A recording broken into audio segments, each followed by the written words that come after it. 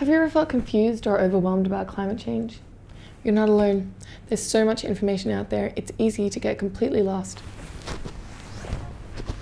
I'm Steph, and welcome to my bed talk. Today I'm going to help you navigate the minefield that is climate change. What is it? How did it even happen? Why are there still climate deniers? And what can we do about it? Now listen, I know what you're thinking. This stuff is heavy, so I'm going to do my best to keep things real simple today. We're in the middle of the 6th mass extinction. But don't worry, there's been 5 before, and we're still here. Now, do you want the bad news or the really bad news? Okay, we'll start with the bad news. The bad news is 250 million years ago, the Earth's temperature increased by 5 degrees, and it almost wiped out all life on Earth. This was called the Permian-Triassic extinction event, or the Great Dying. Up to 96% of species on the planet died. And there are a couple of theories as to why this happened, but we can't really be sure as it was over 200 million years ago. One thing we do know is that there were no humans on the planet back then.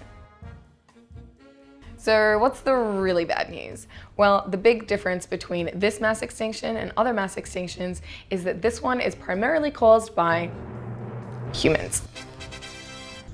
So how did we get to this? The end of the last ice age, about 11,000 years ago, marked the beginning of the new climate era and of humans. Since then, we've enjoyed a fairly stable climate.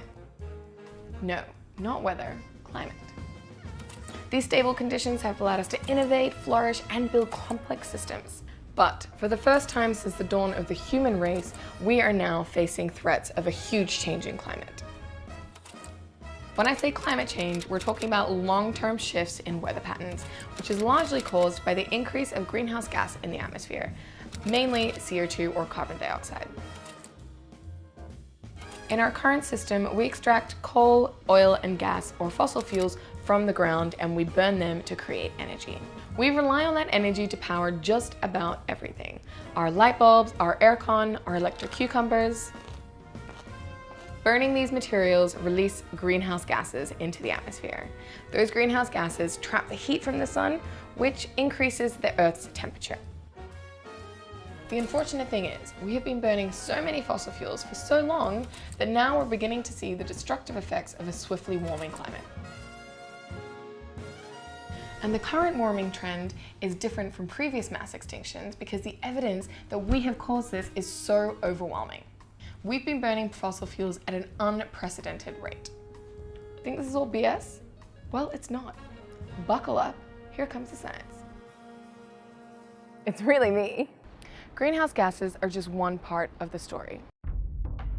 The Earth's ice sheets and ice caps also play an important role in regulating the temperature of the planet. When the sun's rays reach us, some of it enters the atmosphere and is absorbed, but a lot of it bounces right back up, which most of the time reduces our solar heating. We know that the color white reflects the most light, and that's why the Arctic and the Antarctic poles are so important. By reflecting the heat of the sun, they help to regulate the Earth's temperature. But because of our constant release of greenhouse gases, less of the sun's rays are being reflected back. Instead, they're being trapped by greenhouse gases, and the planet is warming than faster before, and now those icy caps are melting. If that wasn't crazy enough, there's this thing called permafrost, which covers all the poles. Well, at least it used to. For the first time in a long time, we're starting to see it melt. It's not permafrost anymore, it's just frost. And back when it was frozen all the time, all the organic matter near the poles stayed frozen. But as it melts, dead animals and plants start decomposing, and that releases methane into the atmosphere. Now, if you think carbon dioxide is bad, you haven't met methane. She's a bitch. Now, don't even get me started on those other greenhouse gases. Nitrous oxide, I'm looking at you. To be precise, methane absorbs 30 times more heat than carbon. All of these changes exacerbate extreme weather conditions, raging forest fire, destructive typhoons, excessive flooding, the list goes on. You don't need a scientist to tell you why that's bad for humans. Carry on like this, and we're going to end up on the endangered species list. I mean, would you advise someone to blow on a burning fire? Would you tell someone to bring a knife to a gunfight? And yet, the advice on climate change couldn't be more out of sync with the reality of the crisis. The fossil fuel industry has a lot to answer for, because they don't want you to know the facts. They've used confusing terms, technical jargon, and false advertising to confuse us for decades. Here's Liv Lowe doing yoga. She'll explain. All the science makes sense, but there's still a lot of people who deny we are in a climate crisis. And it's not just this guy.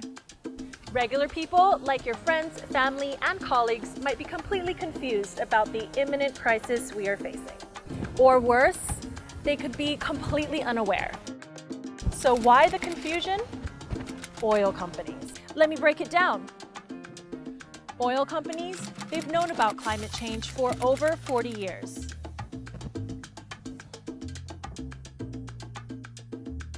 In 1982, ExxonMobil published a 46-page report estimating that the atmosphere would contain 415 parts per million carbon dioxide in the atmosphere by 2019. And they were stunningly accurate. Instead of using this data to clean up their act and prevent a climate crisis, they decided to take another approach. They lied. Why would they do that? What else? Profit. We're talking billions and trillions of dollars. You see, our modern everyday lives are completely reliant on oil. From transportation to our food supply to the plastic bottle you probably have in your hand right now, there's just no escape. But if we had known 40 years ago what we know now, we would have demanded for an alternative. And that would have been bad news for oil companies. Instead, 5 major US oil companies have spent at least $3.6 billion on climate denial. And it's not just oil companies. Our governments and our banks are in on the action. Since the 2015 Paris Agreement, they have spent at least $2 trillion to finance oil, gas, and coal, and subsidizing at least $400 billion per year.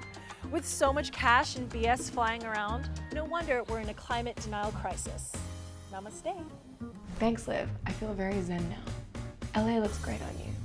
So, what's the deal with this 2 degree, 3 degree, 4, 5, 6 degree chat? The difference is so small. Does it even really matter? Spoiler alert, yeah, kind of does. Because the numbers are so small, it's easy to trivialize the difference between them. But every degree of warming counts. Ever read this book? You should. Our mate Dave explains the importance of every degree warming perfectly. And I quote, "At 2 degrees, the ice sheets will begin their collapse. 400 million more people will suffer from water scarcity. Major cities in the equatorial band of the planet will become unlivable, including Singapore. And even in the northern latitudes, heat waves will kill thousands each summer. There would be 32 times as many extreme heat waves in India, and each would last 5 times longer, exposing 93 times more people. This is our best case scenario. At 3 degrees, southern Europe will be in permanent drought, and the average drought in Central America will last 19 months longer and the Caribbean 21 months longer. In North Africa, the figure is 60 months longer. That's 5 years.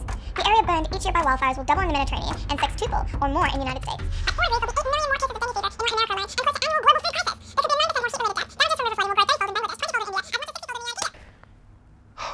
Let's just stop there. Let's not even get into 5 degrees because we already shared what happens there last time. Cheers, Dave. Thanks for coming to my bed talk. If you enjoyed this, make sure you hit that subscribe button and put that notification bell on. We'll see you next time. Stay green, stay conscious, and continue to take those little green steps. Testing, testing. Sal, I don't think this mic's working. Harsha, can you hear me?